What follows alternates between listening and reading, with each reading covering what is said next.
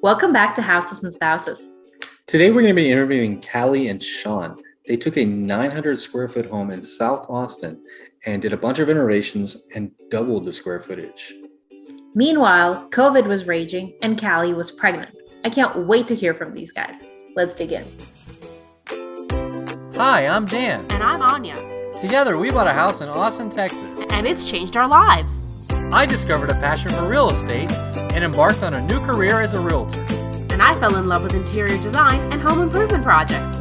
Now, we're on a mission to share the home ownership experience by hearing other couples talk about the ups, the downs, and everything in between. This is Houses and Spouses.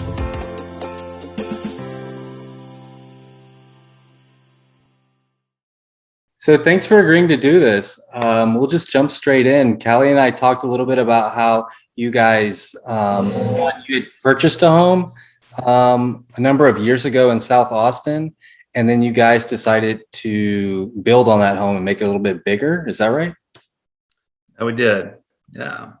Okay. We made it a lot bigger. Made it a lot bigger. Where is the home at? It's right near St. Edward's University. In South Austin. Okay. Yeah. Okay. And then, so tell me, how big was the home when you purchased it? It was a little under 900 square feet. Okay. And how many bedrooms, how many bathrooms? Well, it had 3 when I bought it, but they were very small. So I changed it so it had 2 bedrooms that were normal size. So it was originally a 3-bedroom house that I changed into a 2-bedroom. Okay. Before we tore it down. So then, like, what happened between when you bought it and when you did this renovation? Like, did you rent it out or like? I lived in it for many years, and then I moved. When I moved in with Callie, we rented it out for 3 years or so. I did some short-term rentals too, but not very much. Gotcha. Oh, okay. So tell us about the decision to do the construction and make the house bigger.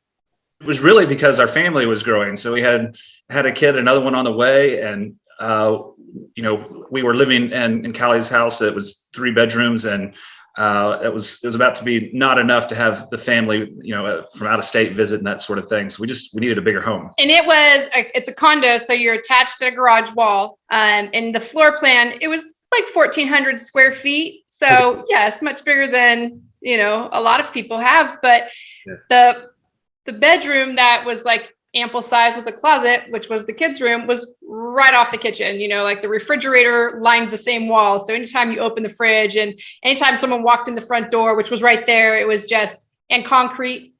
And so it echoed everywhere. And then the second bedroom was like not big enough to have a queen size bed in. Okay.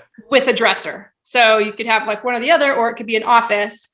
And those 2 shared a bathroom. So that was like right off the living room. And then the master was in the back of the house. And so that was really like a very unfortunate setup when you have kids and you want to also be in your living space or in your kitchen. Like, so you guys like undertook this project to take Sean's, rental property that he had previously lived in, turn it into a bigger space. So like, I remember you had said that you were your own general contractor. Is that correct? So I started down the path of like looking at the city regulations and, learning about how big of a house you could build, what kind of percentages they had in place for our area, because it's different. If you go down a different corridor on the east side, it's different than in like just north of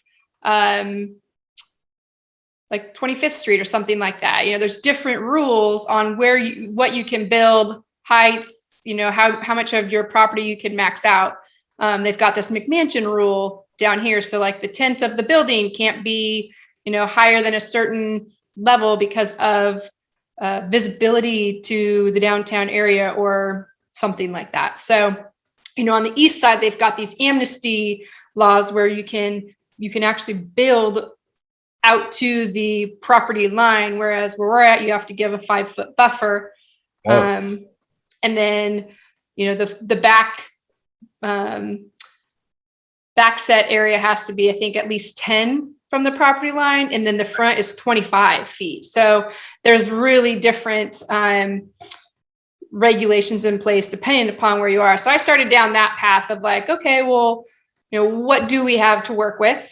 Right. And then we I found a mom that was an architect in the MISA moms group who was just branching out on her own. So we kind of, it was kind of the blind leading the blind, but she needed somewhere to start, and we didn't have the funds to go pay a huge firm. And we wanted to have a lot of control over the design, but also like make sure that, the architects, they're the ones that tell you what where the electrical outlets have to go, they have to be every 7 feet and, things that I wouldn't think about. So we brought on an architect. We started looking for structural engineers. And originally we were just going to add on to the foundation, which was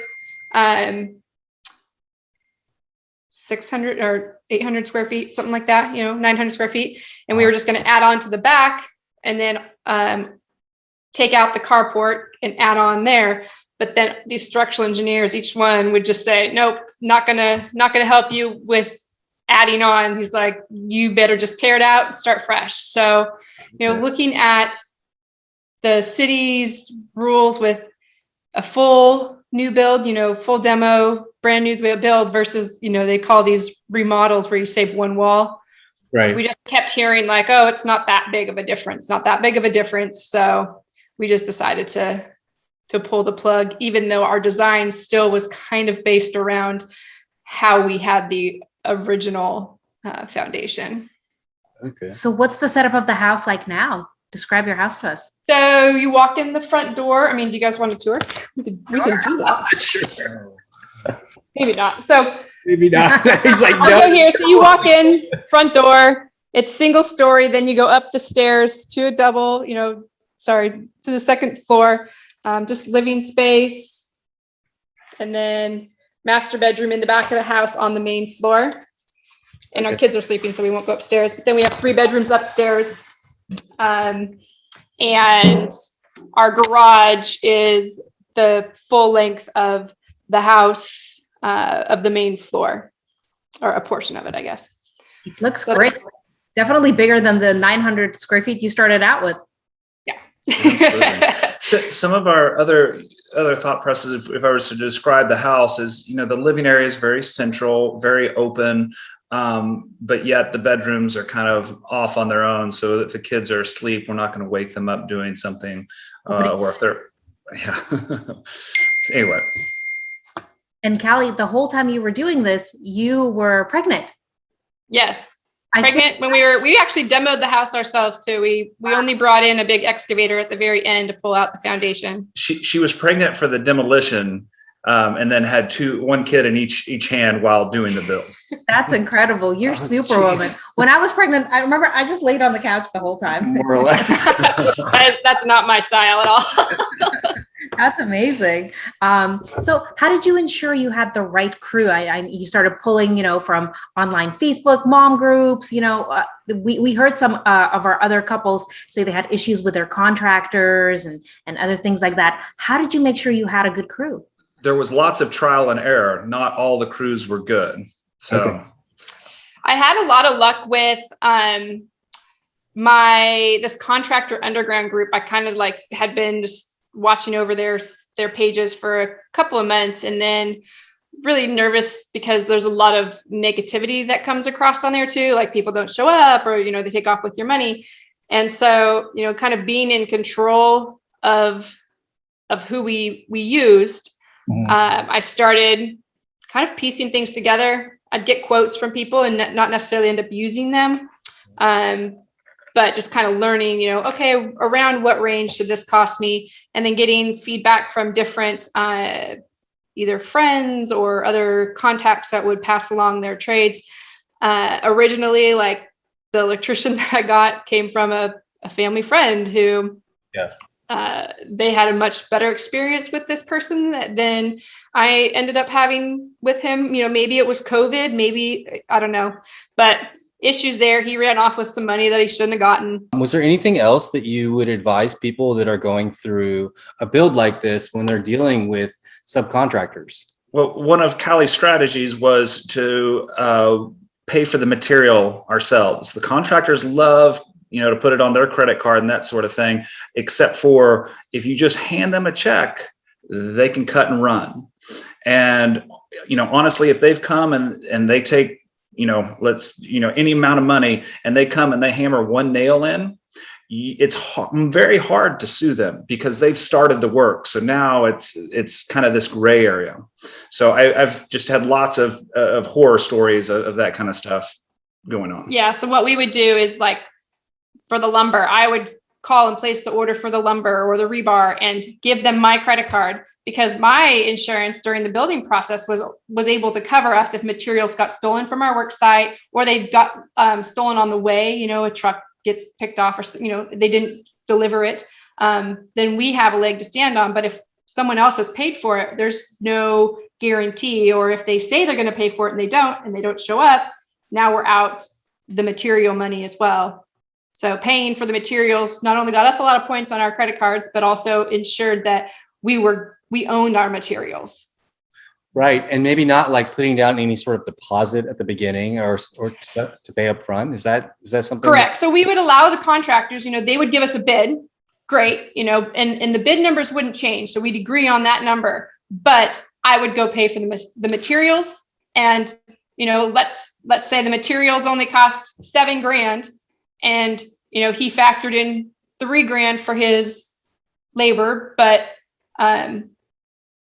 there was an extra $3,000 that was, between what materials cost, his labor, and his bid. I would still pay his bid, but I would have the materials in my name. That's really smart.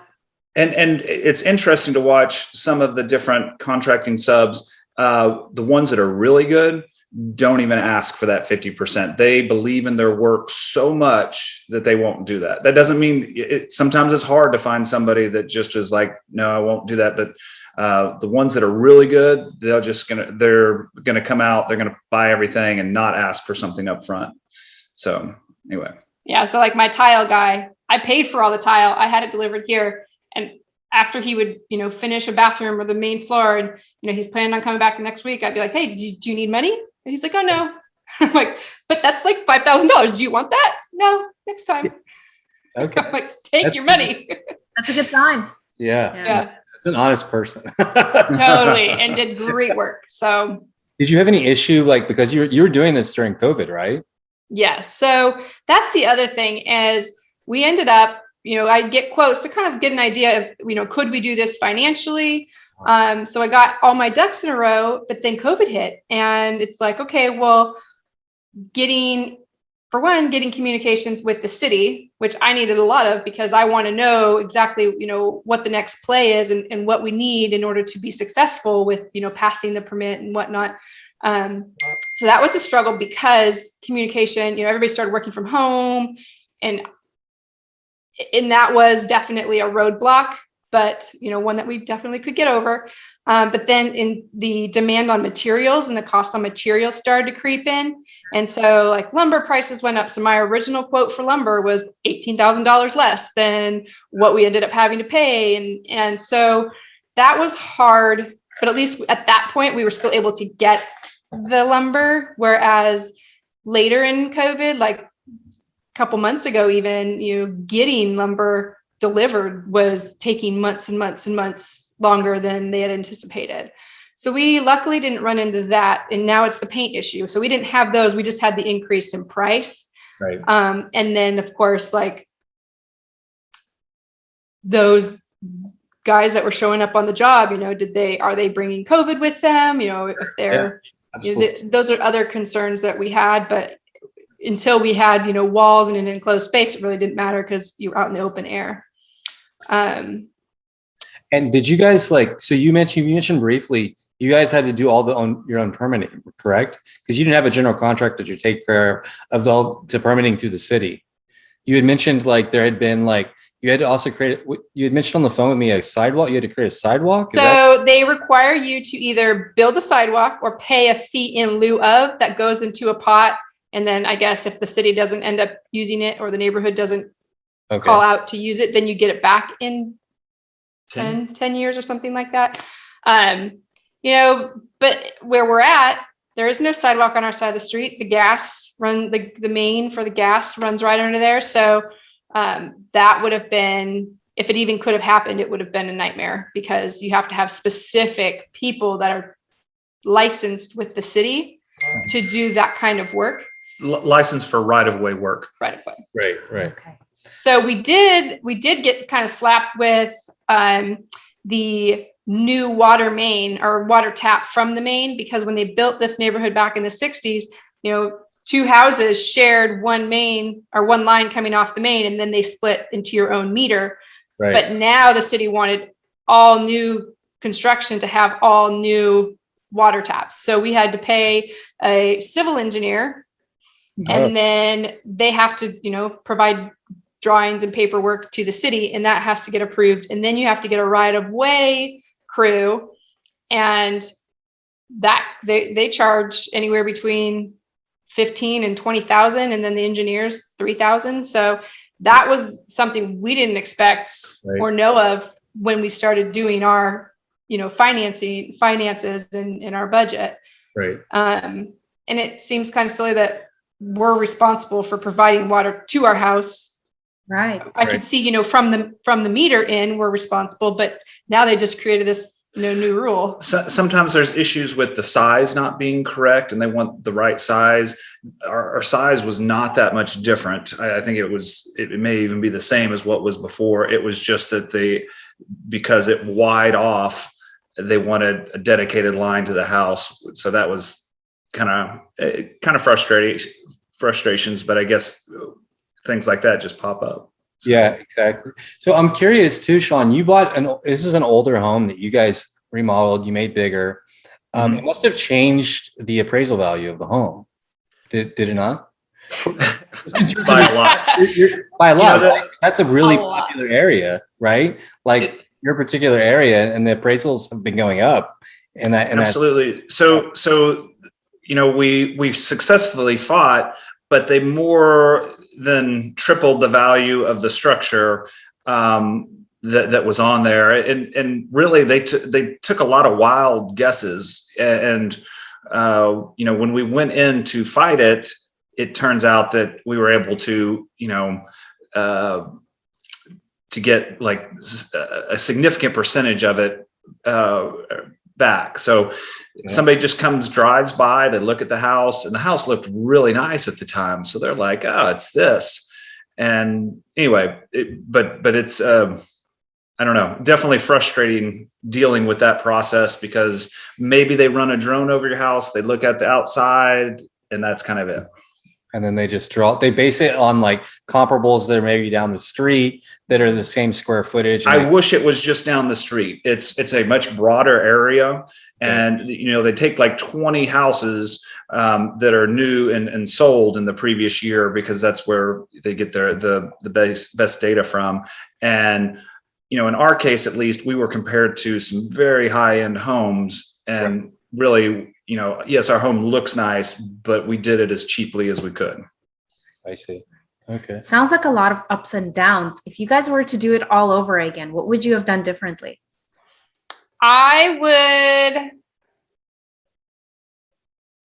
would probably I would definitely vet my trades more, and have better contracts in place. Right. And, I don't think that our engineer, or our architect terribly led us in the wrong direction on things, but that could have definitely been better. In order to save some money, we went with a very new architect. So we were one of her first, if not her first build, and experience matters, I think, whether for any of the trades. Sure. Right.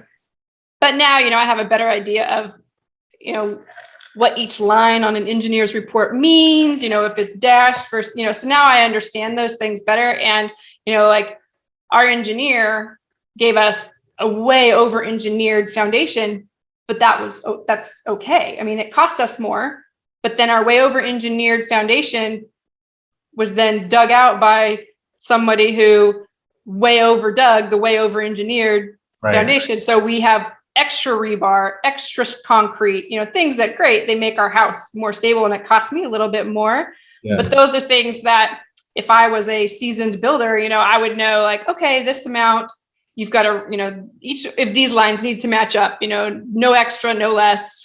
Right. Do it as the engineer called for it, and nobody was going to come in and say, oh, you over engineered it or you over secured your foundation. But having an idea of, proper ways to frame, proper ways to bring things, to flush, we've got a couple of walls that meet weird. And Right. I'm like, well, why didn't you just design it, a half of inch more, so that it all lined up straight. And so just seeing those things now, as I walked through the process in the project, I was like, oh, well, gosh, I wish that we would have had that lined up. It would have made things so much easier. For me, the knowledge base of something they call the floor to area ratio. So is something that kind of surprised us. We kind of had some more plans, and our architect, being new, didn't realize that, hey, there's some limitations. There's not just the shell that they have drawn out for how big your property is for that you have to stay within in that amount, but there's things that don't count towards that floor to area ratio and things that do count. Some of the things that don't count, you get a certain amount for your garage, you get a lot for a porch. And if it's in an inhabitable attic, it also doesn't count against you. So knowing that, building in the city of Austin, I would use those to my advantage just more. So like, I think of doing a bigger porch, almost like being a second living room outside in Austin, is very rewarded. You don't get that extra, you're not taxed more based on something that's on the interior when it's on the outside. When you have an inhabitable attic, I like attic space. I like to store stuff there, but you don't get penalized for that when it comes to the taxes and for how you can basically build more by building in the attic. So you'll see a lot of these seasoned builders that will do, small footprints and then go up because that they can get a third floor and not have it count against them in their overall ratios. Because it's considered attic space, even though it's habitable. Yes. So they can put a bathroom up there, they can put a bedroom up there, but it all has to fit within the original slope of the roof. It can't be projecting out over that second floor. And so a lot of them do these dormers. Right. Wow. Right. That's interesting. Yeah. If we ever add on, And they'll put HVAC up there as well. So they'll have like a great spot for their HVAC and then make the master bedroom up there. Yeah. Which we didn't want a master upstairs. We, kept that on the main floor. But our bedrooms upstairs are really big. Yeah. that's awesome. So I guess I want to ask, how has this changed your relationship? And you've grown your family since doing this, having gone through this process. Is there anything that you would want to say about that? Changed our relationship together? Yeah, you grew as a couple. You did this massive project. You were pregnant at the time. You had another baby. And I'm just curious, having the space and we balance each other out. I'm total type A. I get worked up over things and he just, kind of lets me calm down and then, brings the rationality into it. Before we started, we kind of said what our roles were. And, I let Callie lead, even though she'll lean on me for stuff, her attention to detail is much better than mine. So it's like, when we established those roles, were good, even though she would come to me and be like, hey, I'm having this trouble. I need you to go talk to somebody, those sorts of things. But, I would be opinionated, but I'd also always step back if there was a decision to be made on what was going on with the build. I see. Yes. You guys had defined roles from the beginning. Yeah. To keep you guys in check and whatever. I see. That's good advice. Yeah. Well, there's lots of room for frustration though, even with that. I bet. What final advice would you guys give to a couple embarking on a similar project?